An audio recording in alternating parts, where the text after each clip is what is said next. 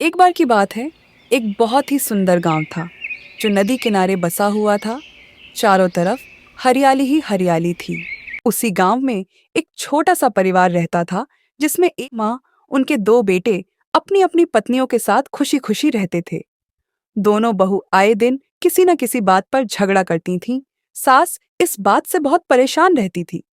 दोनों बहू सास से घर की चाबियां हथियाने के कोई ना कोई तरीका ढूंढती रहती थी। छोटी बहू सुंदर थी पर कामचोर थी। बड़ी बहू समझदार थी और काम में निपुण भी थी। शाम हो चली है, रात के खाने या शाम की चाय का कोई पता नहीं अभी तक। घर में दो दो बहू हैं, फिर भी यह हाल है। अरे बहू, कहाँ हो दोनों की दोनों? चाय का कोई प्रोग्राम है आज या नहीं? क्या करती रहती हैं दोनों? जाकर देखती हूँ जरा।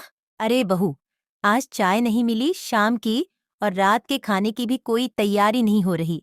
क्या बात है आज? छोटी बहू कहाँ है? शाम हो चली है, रवि और रतन भी आते होंगे काम से। माँ जी, आज मेरी तबीयत कुछ ठीक नहीं थी तो नीमा को चाय के लिए कहा था, उसने वह भी नहीं बनाई। आप चिंता मत करो, मैं बना देती हूँ। रात का खाना भी बना दूंगी।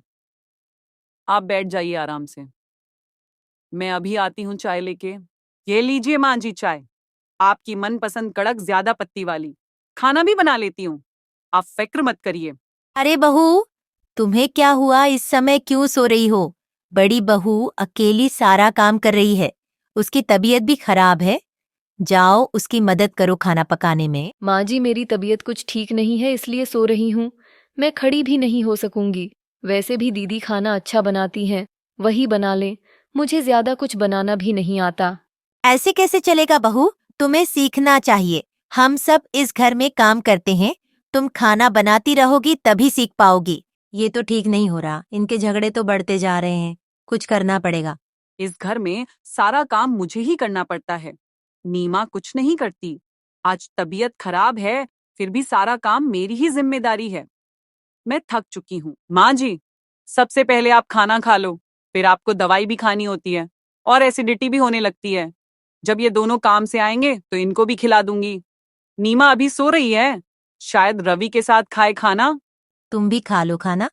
तुम्हारी तबीयत भी ठीक नहीं, फिर आराम कर लेना, सवेरे तक ठीक हो जाओगी। तुम ना दो तो यहाँ मुझ बुढ़िया को खाना भी नसीब ना हो। रात को खाना खाकर सब सो गए। अगले दिन सुबह होते ही माँ जी ने दोनों बहू को बुलाया। माँ जी ने सोचा, आज इस बात का फैसला करना ही होगा। शायद इससे छोटी बहू में कुछ सुधार आ जाए। बहू, मैंने तुम्हें यहाँ एक जरूरी बात करने के लिए बुलाया है। मैं अब बूढ़ी हो चुकी हूँ। मैंने सोचा है कि इस घर की जिम्मेदारी और चाबियां तुम दोनों में से किसी एक को सौंप दूं। मैं दोनों को बराबर मौका देना चाहती हूँ। मंजूर है तो बोलो। मुझे मंजूर है माँ जी। हमें क्या करना होगा? आप चिंता मत कीजिए, मैं बहुत अच्छे से सब कुछ कर लूंगी। जी माँ जी, कहिए हमें क्या करना होगा, मैं भी तैयार हूँ। मेरे पास एक तरकीब है। मैं तुम्हें एक एक बर्तन में दूध डालकर दूंगी। जो कोई उस दूध के बर्तन 24 घंटे तक संभाल कर रखेगा और दूध की एक बूंद भी गिरने नहीं देगा, वही जीत जाएगा। उसे मैं घर की चाबियां दे दूंगी। यह जो मेरे पीछे दो जगह दूध के रखे हैं, वह दोनों एक एक उठा लो। इसे संभाल कर रखना, दूध गिरना नहीं चाहिए इसमें से। जो जिम्मेदार साबित हुआ वही जीता समझो। एक औरत को बहुत कुछ करना पड़ता है गृहस्थी चलाने के लिए, समझो इस बात को। अपना अपना दूध का बर्तन लेकर दोनों बहू अपने कमरे में चली गई। छोटी बहू अपना बर्तन लेकर अपने कमरे में चली गई और उस बर्तन को ध्यान से पकड़कर बैठ गई। वह पूरा ध्यान दे रही थी कि दूध ना गिरे। गौरी शाम होते ही रसोई में आई और खाना बनाने लगी। उसने दूध के बर्तन को एक सुरक्षित जगह पर रख दिया। उसने सभी के लिए खाना बनाया, सभी को खिलाया और सारा काम करके आराम से सोने चली गई। रात में सोने से पहले उसने दूध के जगू बर्फ की एक सिल्ली के पास रख दिया ताकि वह खराब ना हो जाए। वहीं दूसरी तरफ नीमा रात में ठीक से सो नहीं पाई। अरे नीमा, आज रात इसे पकड़कर ही बैठी रहोगी।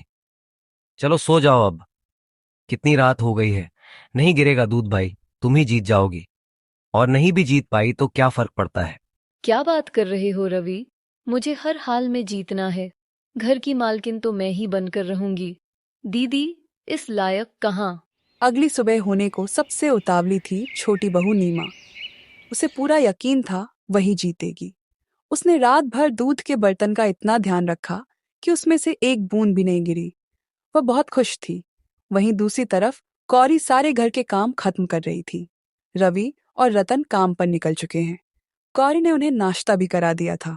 माँ जी उन दोनों का इंतजार कर रही थीं।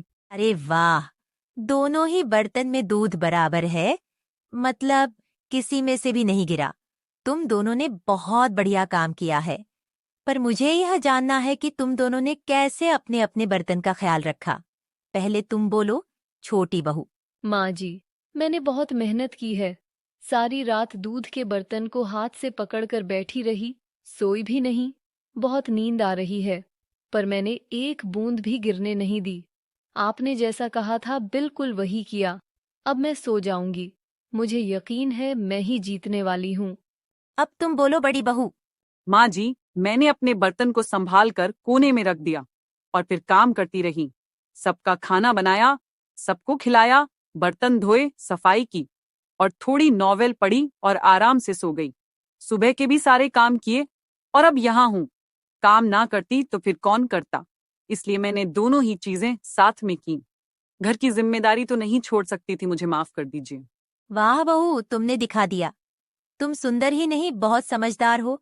तुमने बहुत ही आराम से घर की और इस बर्तन की जिम्मेदारी संभालकर साबित कर दिया कि तुम ही घर की चाबियां संभालने के लायक हो।